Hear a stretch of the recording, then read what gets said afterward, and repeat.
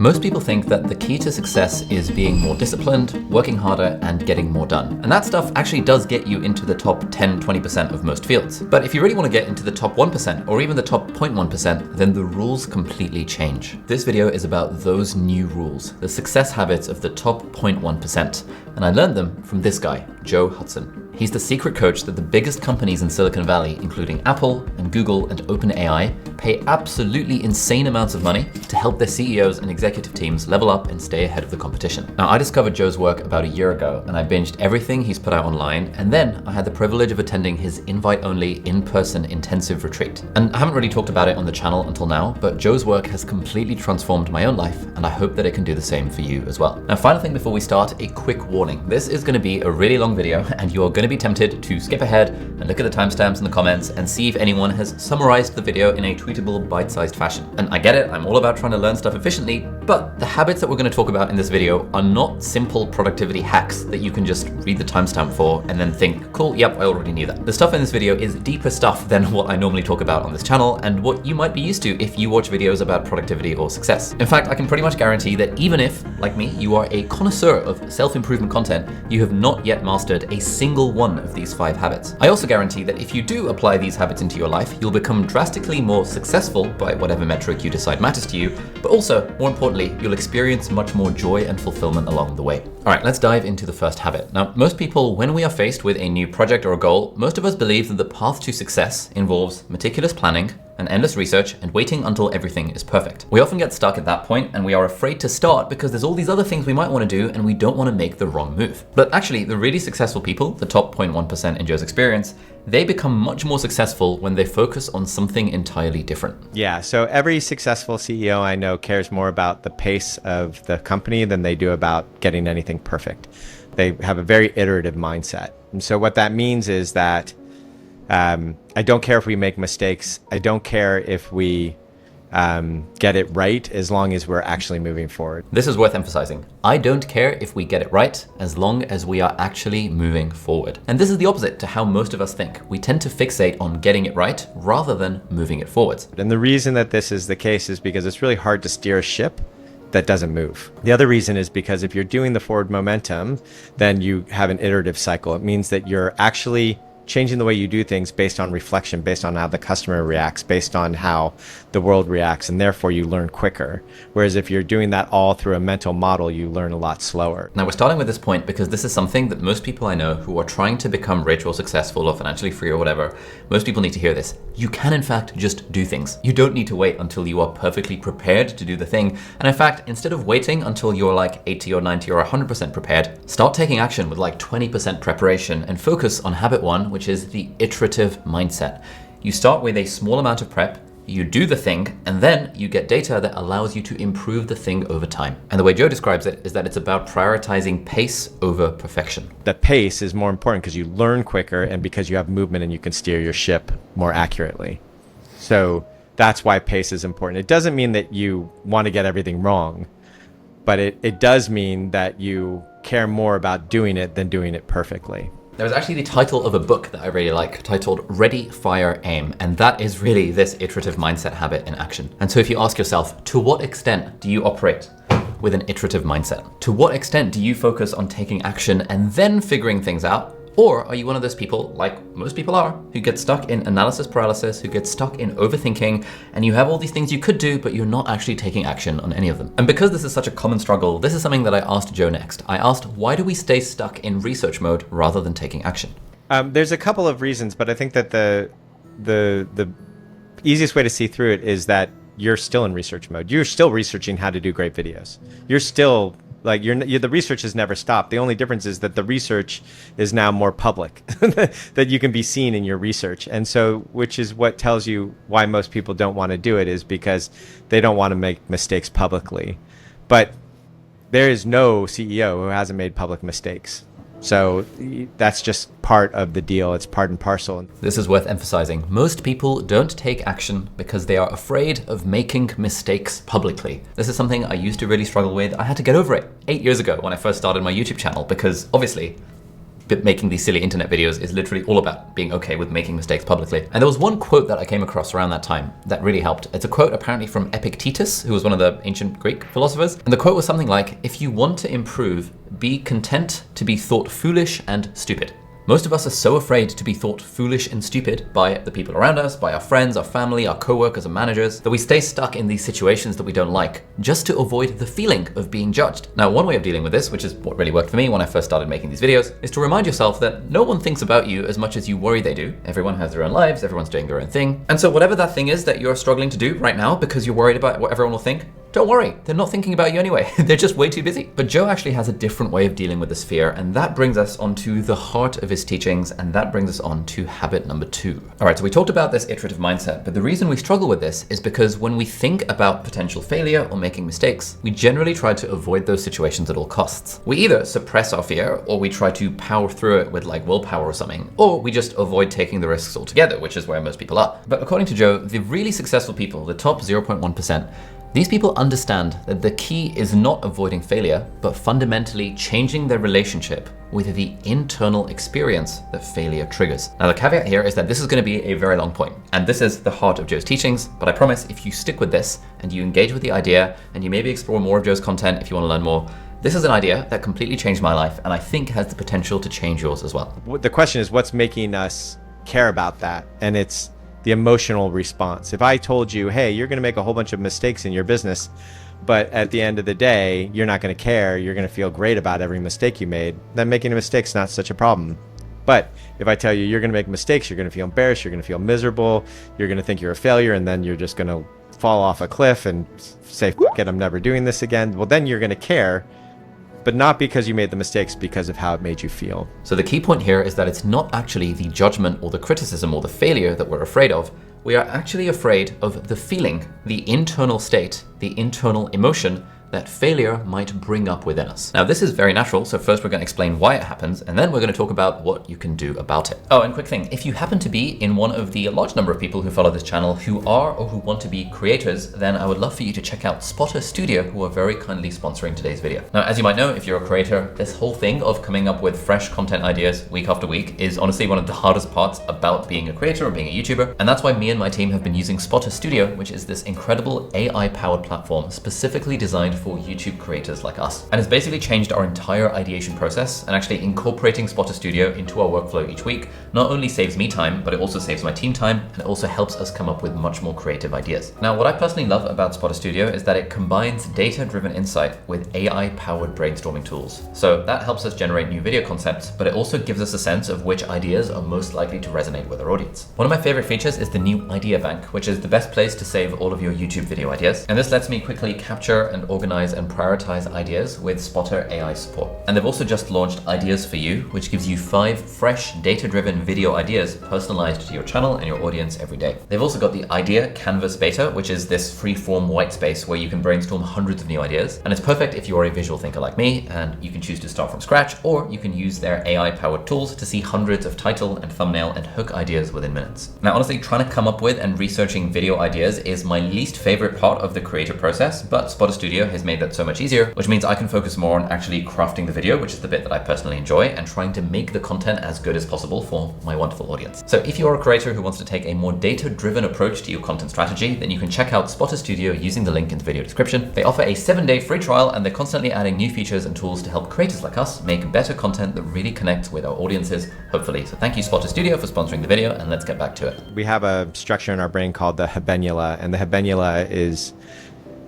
it's kind of like the switchboard of the brain between the front and the back, loosely speaking. Some neuroscientist is going to have a field day with that. But one of the things it does, it says, you failed, I don't want you to fail again. Because if I'm a tiger and I just fought for dominance and I've lost, I shouldn't go fight for dominance again. Or if I'm a fish and I just ate something poisonous, I don't want to go and eat that thing again. And so that's what the habenula is built to do. All right, so it's been a while since I studied neuroscience in medical school, so I had to look this up. But basically, deep inside our brains, near the center, there is this tiny region called the habenula that acts kind of like an anti-reward or disappointment center of the brain. And neuroscientists have found that the habenula becomes particularly active when things don't go as expected, when a reward that we anticipated doesn't arrive, or when we experience some kind of negative outcome. The habenula then, it feels this failure, and then it sends out signal to the other parts of the brain, the parts of the brain involved in motivation, and it tells it to suppress motivation for the thing, and this particularly involves the neurotransmitter dopamine. Now, at the risk of massively oversimplifying this, we can think of dopamine as the motivation molecule. And so when the habenula dampens down dopamine after this negative experience, it biologically reduces our drive or our motivation to repeat that action, whatever action led to that outcome. And this is a very useful survival mechanism. Like, if you step on a thorn and it hurts, it tells you don't step on that thorn again. But in the modern world, where trying to become top 1% or top 0.1% successful requires you to take risks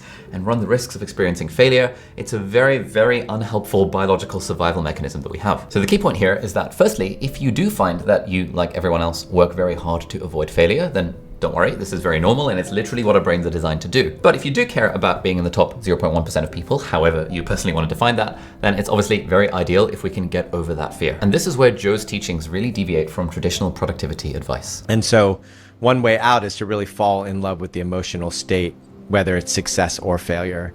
And so what I see a lot of, so a tool that I use a lot with people is take your time to really visualize your success over and over again and feel everything you have to feel with that. Take your time to see your failure and visualize that, feel all you have to feel in that, and then the action becomes really clear. It becomes really easy to do. Hold up.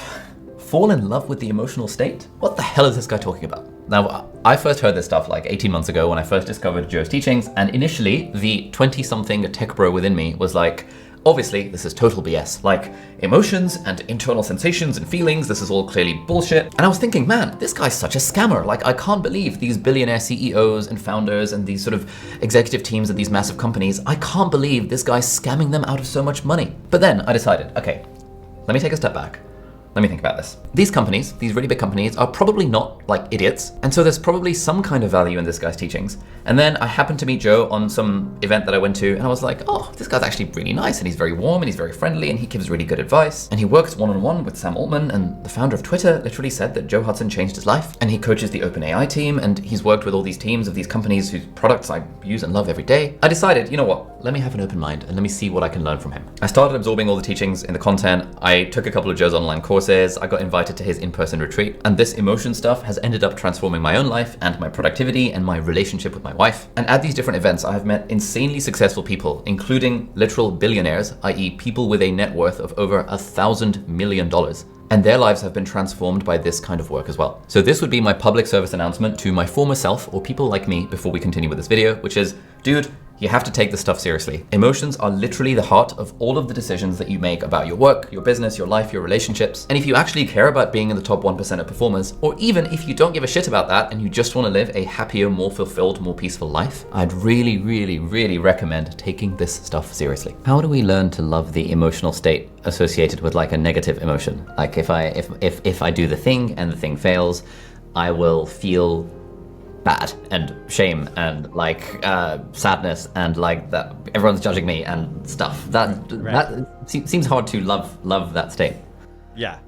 So typically the thing that's hard to love about an emotion is the resistance to the emotion, not the emotion itself. So sadness feels very different if you don't want to be sad and you're sad than if you want to be sad and you're sad. They're very different experiences. So the first thing is to work on the resistances that prevent you from actually feeling the state in its complete form instead of in this resisted form. So for example, if I don't want to be sad and I am actually sad, and then I'm resisting the sadness because I don't want to be sad, then that feels really bad. But alternatively, and you might have had this experience, if I'm like, you know what, I'm sad and I'm going to experience the sadness. I'm going to luxuriate in the sadness. I'm going to put on some sad music and I'm going to like cry and I'm going to watch a depressing thing on YouTube. And actually, you know, when you luxuriate in the feeling rather than resisting the feeling, it doesn't really feel bad. It actually feels kind of good. And so really it's the resistance to the emotion that creates the uncomfortable sensation, often not really the emotion itself. So that's one of the things. Two is just get very curious about the state. Every emotional state has a signal for you. If you're angry, it probably means there's a boundary. If you're anxious, it means there's probably some way you're not caring for yourself. If you're sad, it means that there's something that has been true about you that you don't want to have true about you anymore, and there's some way in which you're being asked to transform. All those things are great signals, and so you can really look forward to them once you understand what the signals are.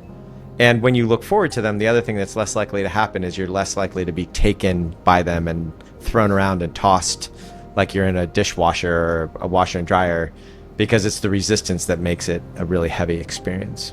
So a really easy way to do this is to, when you have your next emotional experience, instead of running into your phone, oh my God, I don't want to feel this, or however you do it, running into a YouTube video, the other way to do it is to stop and get really curious about how exactly it feels in your body.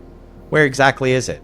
How high is it? How low is it? How dense is it? Where's the center? How's the center different than the outside? All sorts of questions like that, so that you can really be curious about it, the way like a little kid would pick up a frog and go, oh, what's going on there?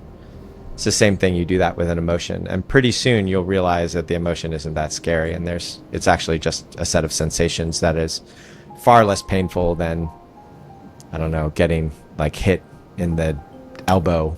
You know, it's like they just pass and they change, and they're actually quite amazing. All right, so this has been one of the realizations, as I said, that has most changed my life. It's the recognition, firstly, that emotions are underlying and driving everything. And even though I like to think of myself as a logical guy, often the most difficult problems or decisions I'm dealing with, or that we're dealing with, they can't really be thought through. Like, you can't really analyze them if there is an underlying emotion underneath that we are not acknowledging or feeling. And then when I learned to actually feel the feelings, which is something I'm getting better at over time, the second step was recognizing that actually, at the end of the day, an emotion is just a series of internal bodily sensations, usually accompanied by some kind of mental story. It's a series of sensations that arises and passes away. And so what is the thing that I'm actually afraid of? And so I asked Joe what his origin story was and how he came to this realization. So one of the most acute experiences is I got kicked out of a house for something that wasn't my fault when I was younger, like early 30s. And I noticed every time I drove by the house, it just felt like getting kicked in the stomach. And I got really curious, like, what is that? Like, why? I didn't do anything wrong. I know I didn't do anything wrong. I go, what the heck is that thing? So I would drive past the house on purpose so I could feel that thing. And I just got more and more curious, because it just was strictly wonder. It was like, what the hell is going on here? Like, what makes this so? And what I did in that experience was just really get curious about it, learn to enjoy it. And then the more I enjoyed it, the less it showed up. So I was like, oh my gosh, like, this is getting rid of it. This is fantastic. Like, I don't feel that thing anymore. And then as soon as I was doing it to get rid of it, it came back. And then I realized, oh, right, if I actually love the emotional experiences, it changes. If I love it to get rid of it, it doesn't change, because that's not really loving it. And so in that experience, I realized, oh, that phrase, what we resist persists. I was just like, oh, right, I don't have to resist these emotional experiences. And then I looked around and I said, wow, all my bad habits are resisting an emotional experience. They're all to not feel something. They're all avoidance of some emotion. All of my bad decisions are based on trying not to feel a certain way. I don't want to feel like too much of a success, tall poppy, or I don't want to feel like a failure. Wow, I just noticed everything around me was based on these emotions. And then a little bit later after that, I read a book called Descartes' Error. And Descartes' Error is a neuroscientist who literally talks about how our decisions are made in the emotional center of the body. That if I took that away from you, your IQ would be the same, but you would fail to make decisions. It would take you half an hour to 2 hours to decide like where to eat lunch. And so your whole life would fall apart. And that it's actually our emotions that are driving the decision making. And then I was just absolutely clear. I couldn't ever make a logical decision, but what I could do is make an emotional decision without the fear of feeling some way. And then that just clarified everything. And there's modern psychology that backs up this kind of stuff as well. So, for example, in the field of psychology, there is a branch of therapy called ACT, Acceptance and Commitment Therapy. And ACT kind of emphasizes that when you are trying to suppress or fight difficult feelings, paradoxically, that actually makes them stronger, and it consumes huge amounts of mental energy. Whereas if we go for acceptance of the feeling, which starts with curiosity, as Joe described, that lets the emotion be processed by the body, and it passes naturally. And so the analogy I find helpful is that if the emotion is kind of like a wave, you stop like resisting the wave, and you instead just sort of surrender to the wave, or like surf on the wave, or whatever. Someone might be thinking, it's not just the feeling, it's that there would be very real consequences to me doing the thing. For example, as a professional, if I start posting on LinkedIn, there's the very real risk that my colleagues will laugh at me, and then ... like I'll be viewed less favorably by my peers, my salary would go down ... I'm not trying to avoid a feeling, I'm trying to avoid real life consequences of acting without thinking. Yeah, so I'm not suggesting not to act without thinking, obviously. I'm not suggesting that. But what I am suggesting is, if let's take the worst case scenario, you go homeless. And if you knew for sure that if you went homeless, you would be happier, more content, feel more alive, feel a sense of bliss and joy that was unrivaled on a regular basis, what happens to your fear of going homeless? Like, what's the problem all of a sudden? So you can tell how much of its decision is being made emotionally. The other way to really understand it is how many decisions have you made to feel awesome, or to feel like a winner, or to not feel like a loser, or to not get rejected, or to not feel guilty. Like, if you just look at your life that way, it's really hard to look at any decision that isn't made emotionally. And then you say, well, where does logic come in? And, well, you build bridges with logic. That's great. But also, you're using logic to find out how you're going to feel. Oh, if I do X, Y, and Z, then I will have a successful business. And then I will feel good. That's the way it goes. And so you watch these people, and they have a really successful business, and they're 50 years old, and they're miserable as fuck. And it's because what was actually happening was their logic was flawed. The thing that actually would make them happy wasn't a successful business, or it might have been a successful business run in a way that was more heartfelt, or whatever it is. I realized that for me, a lot of the decisions I make around my business or my work or my YouTube channel or whether to rush on writing my next book, I like to think that I'm approaching these decisions logically. And so I'll write out all these logical thought patterns about what the best decision is. But really, if I acknowledge the underlying fear, the underlying emotion behind these, it's a fear of going broke. It's a fear of running out of money and ending up broke and homeless and stuff. And this is not a particularly rational fear. And I have met people with net worths that are 10, 100, 1,000 times higher than mine, and a lot of them also have this fear of running out of money and ending up homeless. But then when I imagine, okay, cool, so let's say in this world I end up with no money and I'm broke and I'm homeless, but let's say hypothetically I'm at peace with it. I am, I'm super blissful, I'm tranquil all the time, I'm absolutely loving life, I've got a little backpack with my little tent, and I just sort of walk around the wilderness and stuff. In that world, the fear of running out of money actually goes away. And so the conclusion that I draw from that is that it's not the actual fact of running out of money that I'm really worried about. I'm worried about experiencing the feeling of running out of money, which I perceive to be a negative feeling. And then I'm thinking no, I'm going to do everything I can to avoid this feeling at all costs, and not even acknowledging the feeling. And then I end up stuck in these patterns, thinking that I'm logically solving what to do with my business. But really, I just haven't accepted that there is this underlying fear beneath it. So let's say you're working with one of these billionaire CEO type people. What and are they having this realization as well? Is this news to them that the decisions are emotional and they can be okay with the emotions? How does that play out in a coaching session, or if you're working with a team? Yeah, so typically people they don't buy into it right away. Typically people are like, wait, my emotions are something that I'm supposed to control, or that control me and I'm supposed to manage them. And so it's not until they actually get the power of it, until they actually see, oh, when I approach my feelings this way, I get clarity a lot quicker. When I allow myself to feel the feeling, I then know what to do. And so most people have had an experience of either crying, I think is the most common experience. I'm feeling really shitty, I cry, and I feel better. So if you've allowed yourself to cry, you're going to realize that emotional experience actually creates clarity on the other side of it. And it doesn't create clarity the way logic creates clarity, which is, A plus B equals C. Emotions create clarity like this.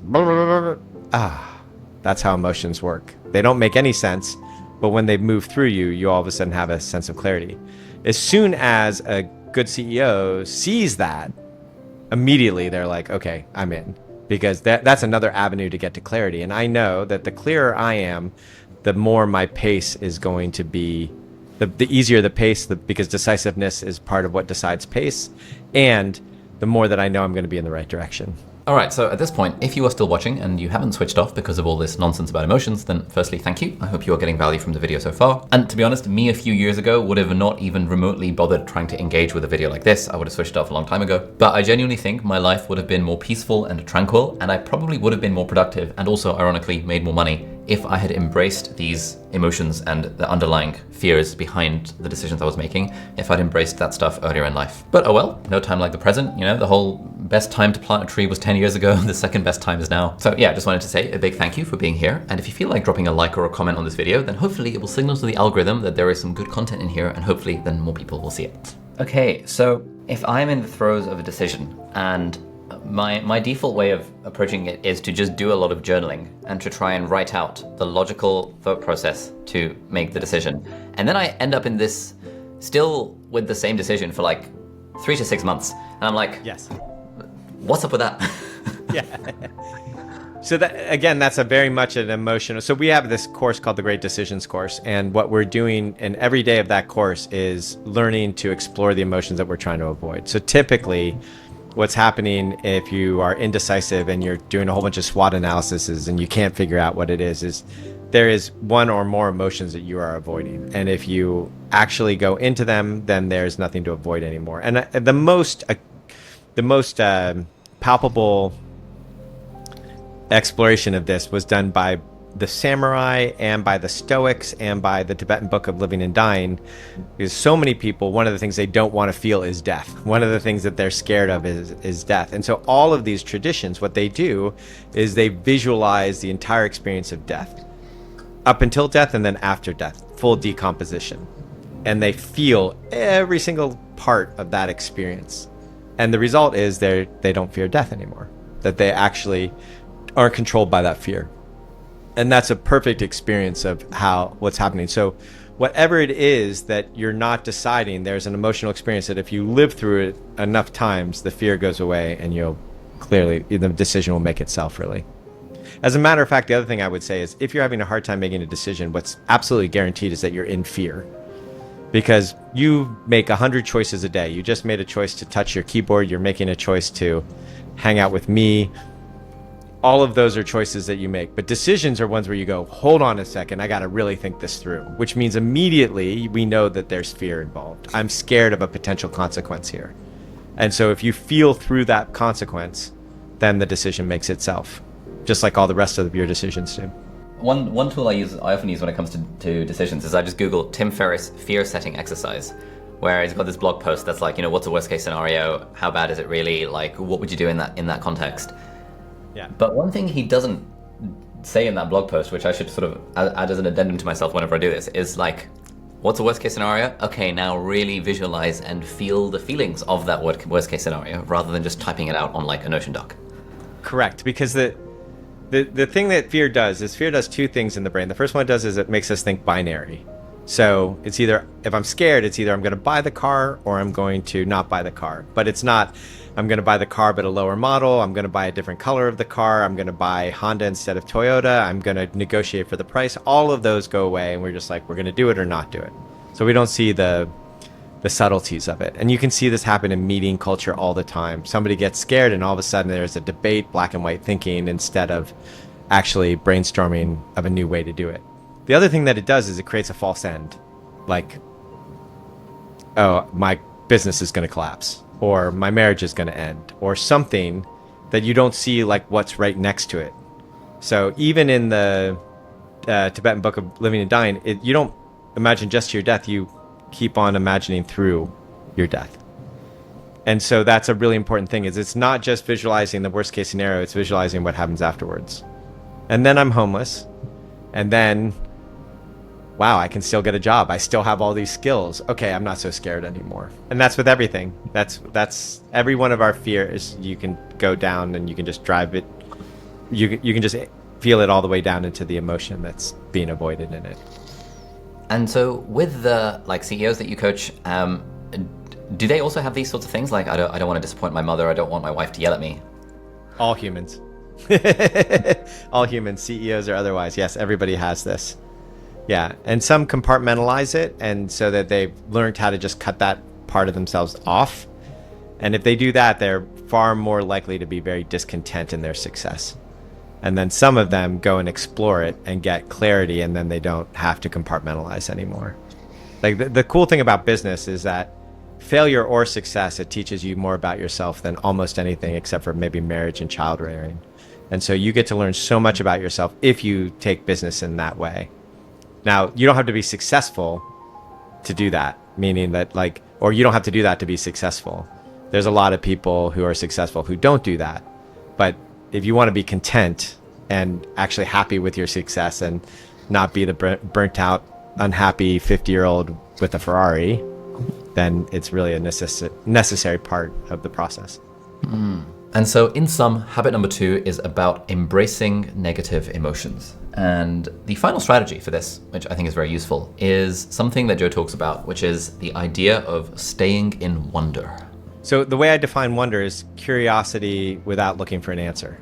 So it's the way that you would look at a sunset or the way a little kid would look at an anthill. It's just, there's some awe in it, and you don't need to have an answer. You're just there, and you know that you're going to learn something, but you're just there in this awe. And if you can do that either with your emotional state or with a person that you're close with, everything changes. Because most of the time, if we're in a conflict with somebody or with ourselves, it's because we think we know something about them or ourselves. I know that I can't quit eating too much. I know that I can't quit smoking. I know that I keep on starting something, but I always procrastinate. And so what we say is, okay, stop procrastinating. And then it doesn't work. Instead of, I wonder what makes me procrastinate. What's really going on there? What would make it so fun that to do this work I wouldn't want to procrastinate? What's the emotion I'm avoiding by procrastinating? All those questions aren't get asked if you think you know what the hell's going on. But even though negative emotions might be helpful to understand when they're holding us back, they're probably not the mode that we want to be in all the time if we want to experience true success. And that is where habit number 3 comes in. All right, so at this point, Joe likes to use the analogy of a car and the difference between speed and efficiency. So a car that is very fast is a car that moves from A to B very quickly. But a car that is very efficient uses as little fuel as possible getting from A to B. Now, Joe's insight here is firstly that top performers are generally seeking efficiency rather than speed. So being fuel efficient while working towards your goal means that you are using less energy doing the thing compared to someone else, for example. And because you are using less energy, i.e. you're more energy efficient at getting to your goal, you're able to sustain that progress for much longer and much more consistently by doing it efficiently, i.e. without wasting energy. And so how do we get to efficiency? Well, this is where Hudson's first law comes in, which is that enjoyment equals efficiency. So typically the way people think about efficiency is that they say, okay, I know an efficient car is one that doesn't use a lot of gas, and a fast car is one that gets from 0 to 60 really quickly or goes 100 miles really quickly. But somehow or another, when we think about productivity, we think that efficiency is how quickly we did it, not the amount of fuel that we used to do it. So most people think about efficiency as like, I got all those emails done in an hour. That's efficient. Instead of, I enjoyed the hell out of that email process. So the thing is, if you enjoy your process, then you're going to do it. You're going to do it more. It's going to be easier to do, and you get energy from it. So I would much rather think about, I made a YouTube video and I really enjoyed it because I know I'm going to make another one. And I know that the next one I make is going to be better, and I'm going to do it quicker because I enjoyed the process. But mostly I'm going to have a crap ton of energy at the end of it, so I'm going to want to do the next one. And so enjoyment is a great measure of efficiency, not how quickly you did it. And typically what happens is if you do your emails, like it's a great experiment to do your emails one day or your any kind of communication, sit down for an hour, do that email, and just do it for the dopamine hit. Bam, bam, I got it, done. And then do it the next day with, how do I enjoy the heck out of this? And then at the end of those 2 sessions, ask yourself which one of those was more productive. And typically what you'll see is that you went to press enter when you were just getting it done just to respond. When you're enjoying it, you're thinking, how do I make the most out of this email? How do I take this question and move it 2 steps forwards instead of 1 step forward? How do I empower that person? Anything like that. All those things come into play when you're actually in enjoyment that you don't think about when you're just getting the dopamine hit of quick. So the habit here, the reframe, is habit number 3, the enjoyment compass, the recognition that enjoyment is efficiency. This is something I have been talking about for a couple of years now. This is the whole thesis of my book, Feel Good Productivity. You can check it out on Kindle, hardback, paperback, Audible. It's been translated into 35 languages. And if you've read the book, I would love it if you can leave a review on Amazon and or Goodreads. Thanks. But this is a theory that's been very scientifically validated. There's a whole shtick around the broaden and build theory that was discovered by Barbara Fredrickson back in like the early 2000s. And I've got loads of information of it back in my book if you want to check it out. And so when I discovered Joe's stuff, which was after I wrote the book, I was like, ooh, yay. This is actually a really strong validation for the stuff in the book, because Joe literally teaches these concepts to these billionaire CEOs at these like companies whose products you probably use every day. Also, the other side benefit is that most people want to hang out with other people who are enjoying themselves rather than people who are not. So your ability to attract talent, your ability to attract customers, everything like that is much, much better if there's like, oh, that person's enjoying life, I want to be around that person. Okay, so enjoyment equals efficiency, and the habit of highly successful people is that they use enjoyment as a compass. Now, as I said, I've been peddling this idea for a long time, but there is always pushback that people have about this idea. When I was last on Chris Williamson's podcast, I mentioned this whole like feel-good productivity stuff, and there were a bunch of comments being like, "Fuck this guy, it's all bullshit, like you're telling me, tell the taxi driver to just enjoy themselves, tell the dishwasher to just enjoy themselves, fuck you." What's your take on, on that? I love that. You kidding me? Yeah, so apparently a taxi driver can't enjoy themselves. We're like, how, like, prove it. That's the first thing I would say is like, prove that this can be done. If Thich Nhat Hanh can teach somebody how to enjoy washing the dishes, something that I fucking hated until I learned how to enjoy it, you absolutely can learn how to enjoy driving a taxi cab. So the reason that people get confused by it is because they think that enjoyment comes from what you do, not how you do it. And so I will give you an example of it right now. Right now, you and I can sit here and we can enjoy ourselves 5% more. So can the entire audience. Most people would have taken a deep breath, felt their body a little bit. Right? It's just like, boom, so easy. So if I can enjoy myself 5% more at any given time just by thinking, how do I do it? So like, what would stop you from enjoying yourself driving a cab? What would stop you from enjoying yourself doing anything? How did you teach yourself to enjoy washing the dishes? I read Thich Nhat Hanh and I thought to myself, he was talking about doing the dishes and he's like, it's warm water, it's soapy, it's really quite lovely if you think about it. And I was like, yeah, whatever, Zen guy. I like, they're dishes. I hate doing the dishes. And but at some point I tried to prove him wrong, you know, and that's the way I did almost everything when I was learning. And it's something that I highly recommend other people do, which is don't take my word for it. Go figure it out.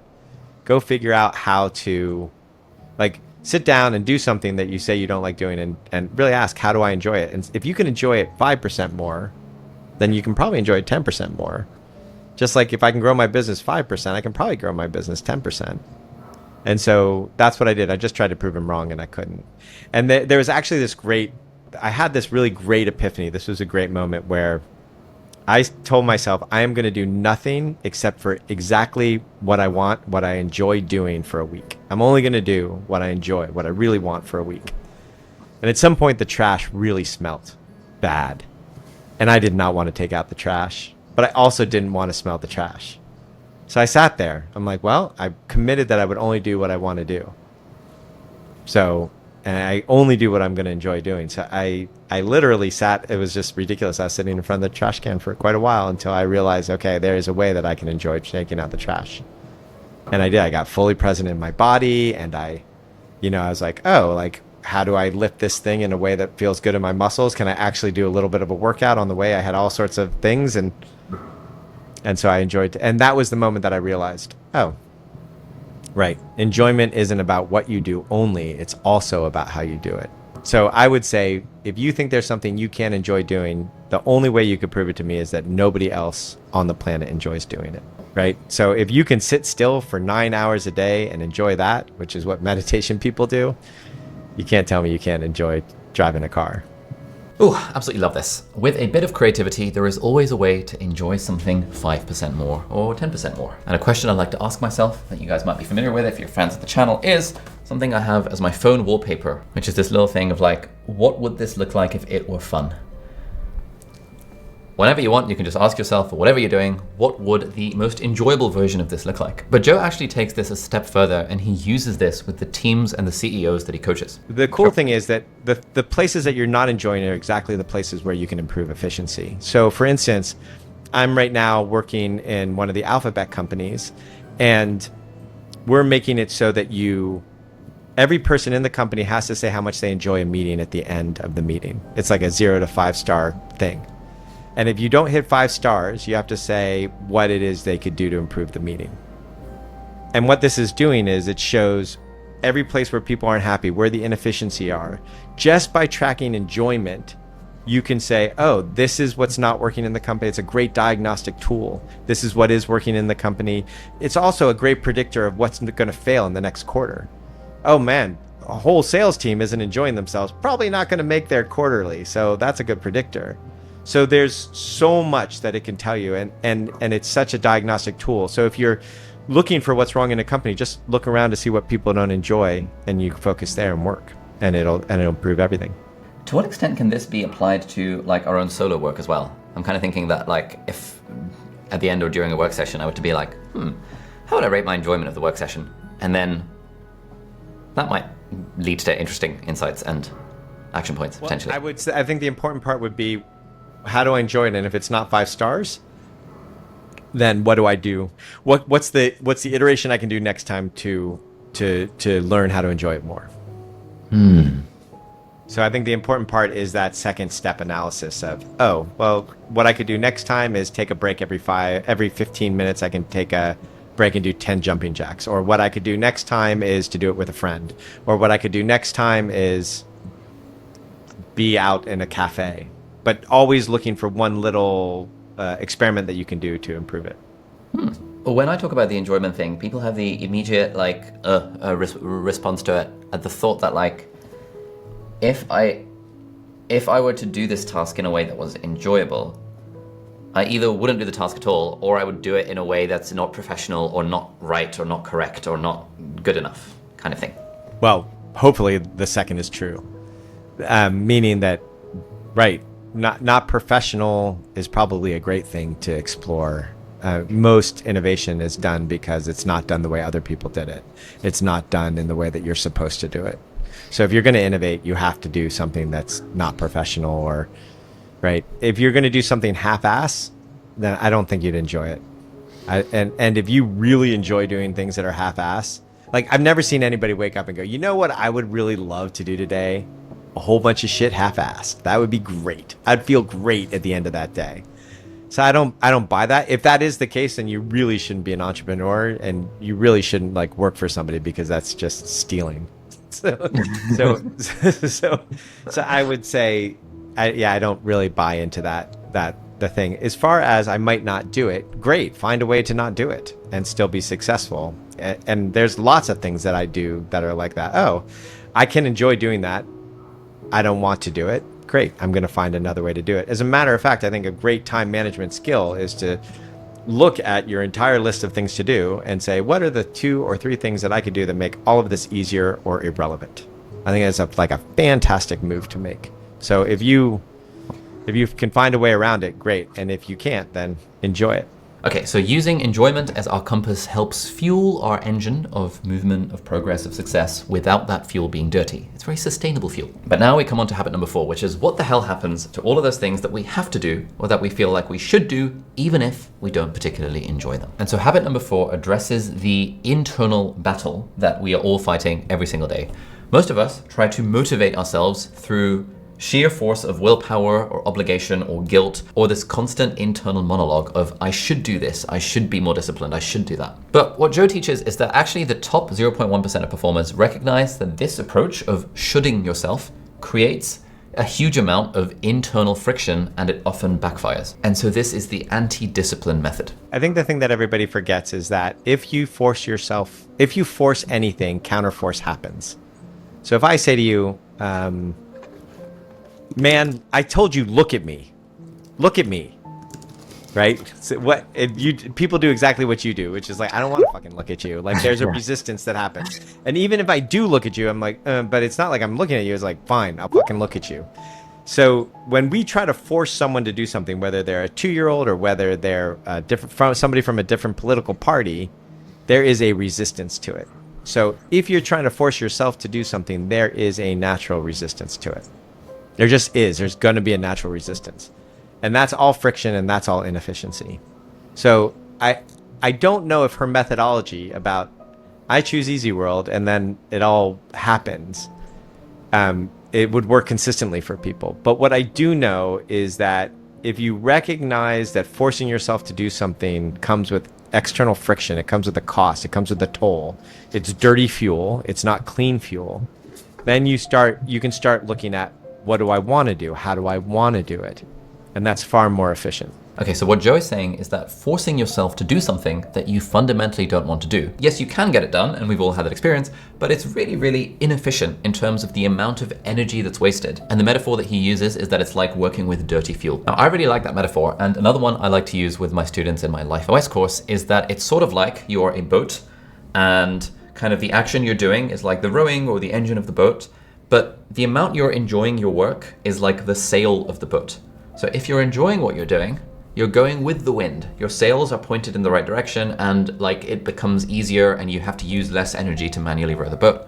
But if you're not enjoying your work, it's like your sails are literally against the wind and the wind is like buffeting you. And so you can still get there. You just have to row really, really, really hard because you are rowing against the wind because you're not enjoying what you're doing. Isn't this what the whole like discipline thing is about? Like to what, presumably when people think of like, top 0.1% CEOs or whatever, they generally imagine someone who's very disciplined, who like just, gets the thing done even when they don't feel like it. Yeah, so most of the CEOs, especially venture capitalists that I know, they're not highly disciplined people. They are aligned, they are invigorated, they love to do what they do, and they do it a lot, most of them, some of them don't.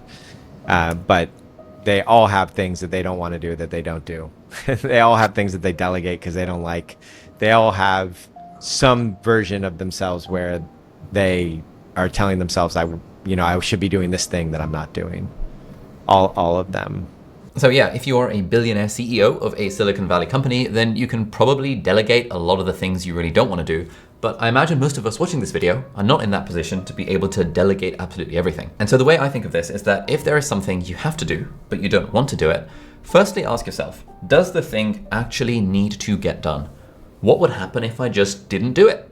And for lots of things, you realize, oh, you actually don't need to do the thing. Someone else wants you to do the thing, and there's not actually that many bad consequences if you just didn't do the thing. And then if it turns out that you do in fact actually have to do the thing, the next step is to recognize that I don't actually have to do anything, but I'm going to choose to do the thing because I don't want to face the consequences of not doing it. For example, I don't actually have to pay my taxes. No one is physically forcing me, coercing me, compelling me to pay my taxes right now. But I am choosing to pay my taxes because I would rather not face the consequences of going to jail. You might think of this as just a simple semantic shift, but it's a simple semantic shift that reasserts your own autonomy and your own choice. It is not that someone is physically forcing you to do the thing, most likely. You have volition, you have autonomy, and you're simply choosing to do it because you don't want to face the consequences. And then it's a case of asking the question of like, okay, given that I have chosen to do the thing, like file my taxes, I wonder what I can do to make the process 10% more enjoyable. But then we have this whole category where we're telling ourselves that we should do the thing. What's your take on this word, should? Yeah, should. Should is a motivation killer more than anything else. So there's a really cool experiment you can do. Just pick anything like brush your teeth. And if you say to yourself out loud, you should brush your teeth, you should brush your teeth, you should brush your teeth, you should brush your teeth. And you just say that for like a minute and then feel how you feel in your body. And then say, I really want to brush my teeth. I really want to brush my teeth. I really want to brush my teeth. I really want to brush my teeth. And you feel how that feels. One, you'll probably go brush your teeth eventually because you feel how good it is to want it. But two, what you learn is that like all your energy is sucked out of you by a should, and all of your energy is given to you by a want. And so using the self-talk of should is an incredibly it's demeaning. It's like, think about it this way. If you had a boss and you were working and your boss was just sitting over your shoulder and they're like, you should do this, you should do this, you should do this, you should do this. Either you'd punch the boss or you'd rebel against the boss or you'd quit. Like, it's one of those things is going to happen. But yet that's how we're our own bosses. It's just not effective. Okay, objection, Your Honor. If I don't should myself into doing the thing, I just wouldn't do anything. I would just like watch Netflix and play PlayStation 5 all day. Like, what's up with that? Right. So how did you learn how to walk? You didn't should yourself then. How did you learn how to talk? You didn't should yourself then. How does a tree grow? They don't should themselves. Evolution is a natural thing. It's just what we do naturally. The reason that you would hang out on the couch is because you're burnt out by beating the shit out of yourself for a decade. You'll eventually get up off of it. And there's actually these really great studies that have been done. They call it unschooling, where they take kids and they're like, hey, kid, you're burnt out in school. We're going to take you. You can't like play video games. You can't, get a dopamine fix someplace else. But you just basically don't have to come back to school until you're ready to learn. And those kids usually do nothing for about 6 months, and then they kick into gear, and then they learn quicker than anybody else. As a matter of fact, there's a guy who goes around who's a math teacher. He won't teach any of these kids until they're like, I'm interested in math, and then he'll teach them, and he can teach them like calculus far quicker than if they did it at school, because the kid actually really wants to learn it at that moment. Like, imagine how quickly it would take you to learn to do what you did if you didn't want to learn it. Like, if you're like, I don't want to do YouTube, I don't want to make videos, I don't want to fucking buy cameras. Yeah. If it be, so yeah. But as soon as you're like, oh, I really want to do that, you learn so quickly. Yeah. Like for me with this YouTube channel, there was no should in the early days. The should started to come in a few years down the line, and it definitely took away some of the enjoyment that I got from making videos. And this is a habit that I'm still trying to master. It's a lesson I keep on having to relearn and relearn. And one kind of trivial area where it's showing up in my life, which I kind of ran Joe through as an example, is that I feel like I should be posting on LinkedIn. Yeah, I find that, just in this world of like creators and things, I hear the should quite a lot. Like, I really should be posting on LinkedIn. And sometimes I do that to myself as well. I'm like, oh man, LinkedIn's popping off, like diversification, or I really should be posting on LinkedIn. And then what's really unfortunate is that when I then say to a team member, hey, we really should be posting on LinkedIn, so let's figure something out. And then they go away and they figure something out, and they come back to me with a strategy, and I'm just like, oh, I'm not feeling it. And I think it's because it stemmed from the original should of like, right. I should be posting on LinkedIn rather than I want to be posting on LinkedIn. Yeah, or what would make me fucking love posting on LinkedIn? Ooh, that's a good question. What would be so exciting that I would like spend time out of my day to do this, and I'd feel great about it? That's a question, because that's what got you motivated in the first place. Yeah, and the other thing that happens is there's a mental loop where it's like, oh, I have this idea, this impulse to do something, but I'm going to take all the joy out of it by making it a should. So, I want, like, if you look underneath every should, I should work out. If you look really, really closely, what happens is I want to work out. There's an impulse to work out, and then I put a should on top of it. There's an impulse to move into business. There's an impulse in you to move into a more mature audience in business. That's the impulse. And then as soon as you, like, do you want to do that? Yes or no? And then the rest of it is, how do I do that in a way that I enjoy it? But beneath every should, there's an impulse. I should work out. There's an impulse to be healthy. Do you want to be healthy? Yes. How do you want to do that? There's lots of ways. You don't have to work out. You can dance. You don't have to dance. You can take walks with people. You don't have to take walks with people. You can have a kid and throw them around and try to keep up. Or you can do jujitsu, or you could literally write a list of, here's 50 different things I could do that would keep me healthy, and I'm going to do each one of them for 3 days and see which one I enjoy most and do those. Rather than, I should post on LinkedIn, right? I should go to the gym. Oh. Yeah, I want to experiment my business. LinkedIn is one experiment. What are the 20 other experiments that I can run? Which one do I enjoy most? And then I'm going to run with that.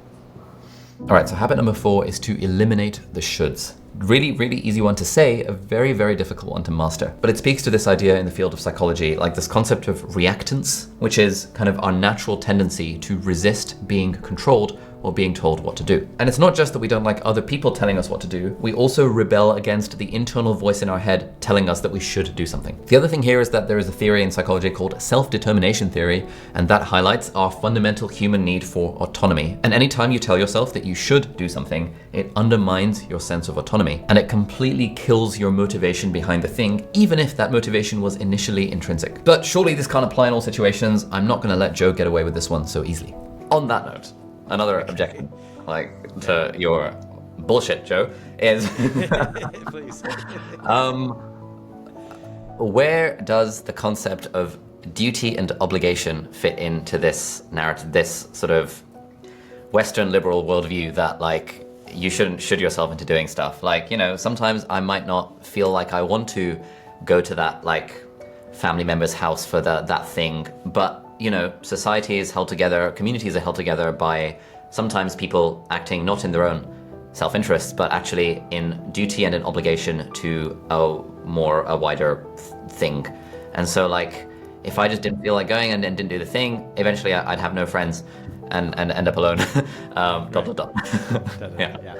Yeah. So I think that's a great question.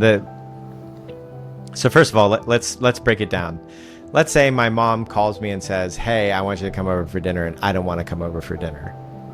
And I'm like, I feel obligated. I feel like the only reason I'm going to do it is because I have to. I have some sort of obligation. So first of all, I should be asking myself, what the hell makes it that I only want to see my mom if I feel obligated? Like that I don't want to see my mom so much that I can't actually get in touch with my desire for it, and I can only be in this obligation.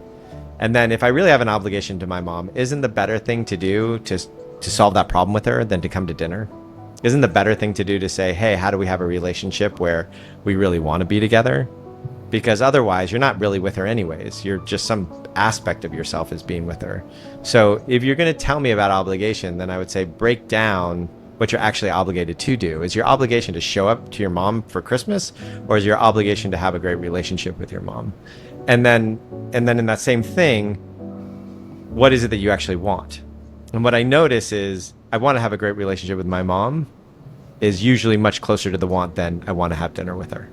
And so what you'll notice is if you take that obligation and you find out what your actual wants are behind it, that's actually probably the closer thing to what you're really obligated to be doing. And then is it an obligation or is it a want? We all want to have great relationships. All of us want that. All of us want to have love in our lives. All of us want to feel safe. All of us want a good community. But the obligation means that you are abandoning some part of yourself to do it, and you're not actually addressing the real problem. When I was at this retreat with Joe, and he mentioned that this should thing, I was like, come on, Joe, like, you're telling me you never need to experience a should? What about your kids? Like, you know, don't you feel any kind of duty or obligation towards, like, feeding your kids? And I thought, in that moment, I was like, aha, there's no way he's gonna get out of that one. But then, what Joe basically said to me is that, yeah, you're right. I don't feel an obligation to feed my kids. I don't feel like I should feed my kids. I just want to feed my kids. Because I love them, I don't need to feed them out of obligation or out of duty. And what he kind of said, paraphrasing, was that duty and love are very different things, and he feels like duty and love cannot coexist. Now, depending on the culture in which you have been brought up or raised in, or what your parents told you when you were younger, you might be thinking of duty and love as being inseparable from one another. In fact, you might be thinking that actually if you really love someone, you would feel a duty to look after them or visit them or do stuff for them or whatever the thing might be. This is something I haven't quite yet figured out for myself. I want to talk to Joe more about it. But definitely the idea, like with friends and family and with my wife and my future kids, I don't want to feel obligated to do stuff. I would like to want to do the thing. I used to always feel obligated to do everything. And that's the real deal. Is I would feel obligated to do most of what I did was out of guilt or a sense of obligation, and there was no joy in it. There was no love in it. And when I stopped acting out of it, what I found out is that I became a much better person. I'm open-hearted. I love people. I gave them the connection that they actually wanted from me. So that's the other thing is just if you think about it this way, somebody comes into your party and you're like, "Hey, come on in." And they're like, "Well, you know, I'm only here because I'm obligated. The only reason I'm at your party because I felt a sense of obligation." Like, what happens? You're like, "Fuck off, leave." Yeah. You don't need to be here. I don't want you at the party for that reason. And if my kid said to me something like, "Oh," or if I said to my kid, "The only reason I'm feeding you is because I feel obligated to," like, what is that? Mm-hmm. It's just a trick we play on ourselves to not allow for pleasure. It's really obligation in its essence is just pleasure anxiety. It's saying like, oh, I can't actually, to enjoy life this much makes me anxious. So I'm going to put some blocker on it and call it obligation. Now, one area in which the should comes up a lot for me and my wife Izzy is that we always feel like we should be working right now. And so even if it's like the weekend, there's part of me that's like, maybe I should be working. why do we feel guilty when we are not being productive? Usually because it's something that we learned from our parents or our caregivers or our teachers or something. We were just taught early on that they were happy with us when we were valuable, when we were productive, and therefore that's the thing. Typically the background is that there's an overly critical parent who's constantly nothing is quite good enough, and then that critical parent's voice becomes part of our own voice in our head, and then nothing that we do is ever good enough, and there's always something more to be done, and my value is in doing more stuff so that one day, hopefully, mom / voice in my head shuts the fuck up and says, you're a good kid, and it's fine to be just you.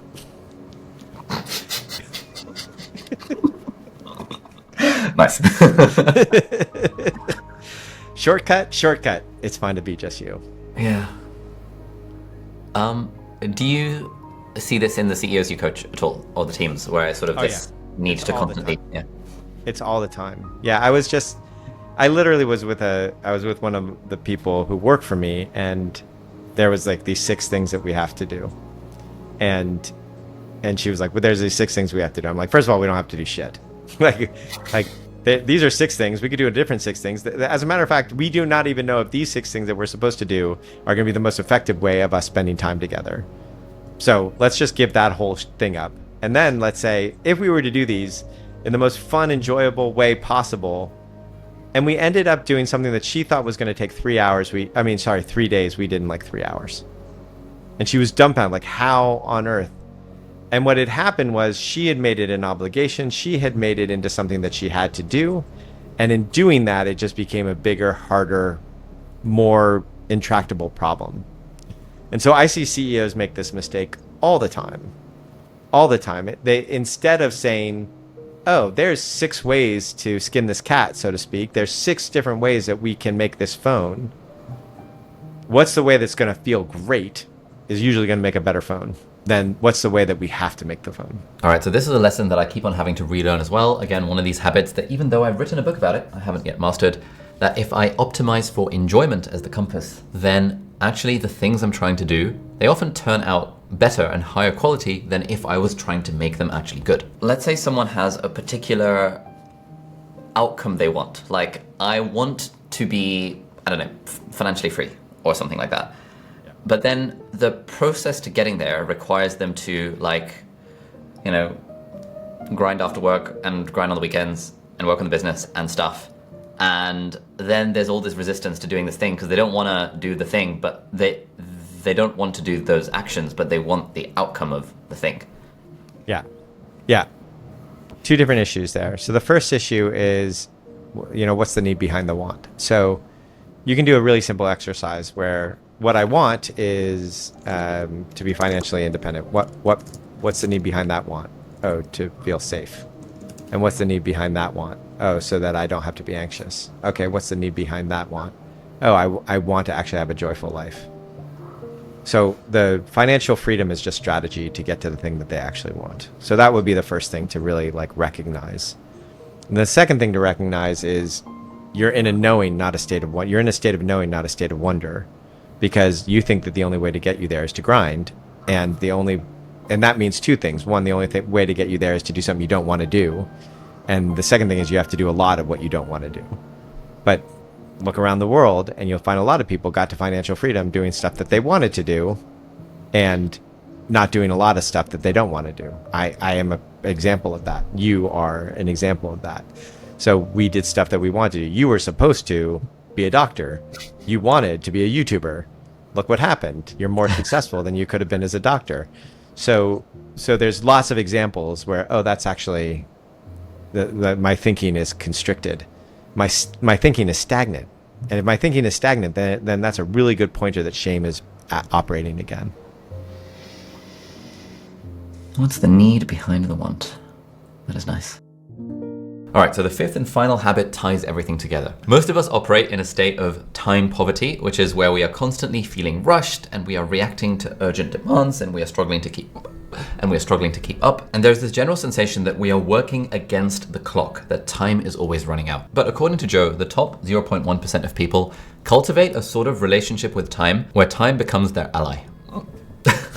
Yeah, so the last thing that I see, and this doesn't happen with all great entrepreneurs, but the ones who do this are incredibly effective. And most people are running around going, I don't have enough time. They have time mentality. I'm sorry, they have time poverty mentality. I don't have enough time. I got to hurry. I got to rush. I got to do everything, and I got to do it all right now. And so there's this huge amount of stress, and then eventually there's a bunch of burnout that happens. What I've seen people who are entrepreneurs who are successful over the long run is they have a very different mentality where they're not working for time anymore, but time is working for them. And so what does that mean? It means that little things like, oh, I'm going to plant today, I'm going to spend time planting the seeds that will bloom in next month, next year. They have, like, there's a famous head of Sony back in the 90s who said, I don't care how we did in this year's quarter. What I care about is how we're going to do 5 years from now. And so he was constantly focused on my time is for the 5 years from now moment, not for this quarter moment. There's another way that I think I mentioned, which is looking at your to-do list and saying, oh, what's the 1, 2, or 3 things I can do that will make everything on this to-do list go away or far easier to do? So getting to-dos done is a dopamine hit. We're naturally wired to do it. And so there is I don't want to call it a discipline. So we're naturally wired to do it. And so there is a capacity to see through the dopamine hit and say, oh, getting things done isn't the same thing as productive. And so if you can say, oh, what's the one thing I can do that gets 10 things done? What's the thing I can do today that will solve most of my problems in 6 months and it doesn't require a lot of effort? One example of this, for example, is investing in yourself. If you learn how to be a better speaker, or if you learn how to be in touch with your emotions, or if you learn how to communicate better, all of those things are going to pay off for the rest of your career. Those are planting seeds. Right now, when I'm if I'm like building a new product, I don't think about building the new product as, oh, I'm building a new product. I think about it as, oh, I am marketing at the same time I'm building a product because I'm interacting with my customer. And by interacting with my customer, they're learning about my product and I'm learning to make a better product. And so I'm doing everything in a way that is considering 1 year out, 2 years out, instead of just what's the thing I checked off my box today. So if you can master habit number 5, which is to escape time poverty, then all of that energy gets put into stuff that can compound. And that leads to you having a way higher impact with a lot less frantic effort. The other thing that I notice generally is that you're just going to miss a lot of things when you rush. And so if you're working for time, you're constantly rushing. You're constantly going from one thing to another. I was recently in a company where I did 5 meetings in that day, and every single one of them we didn't finish the conversation because boom, we had to go to the next meeting. And so it was like, why have the meeting if the thing didn't get finished? As an example. And so there's a great phrase that I think is the military. I think it's the Marines, and it says, slow is steady, steady is fast. And there's great research on this done that when people are sleep deprived and working really quickly, they are far less productive than they think they are. And they are far less productive than the people who are actually not in a rush and not sleep deprived.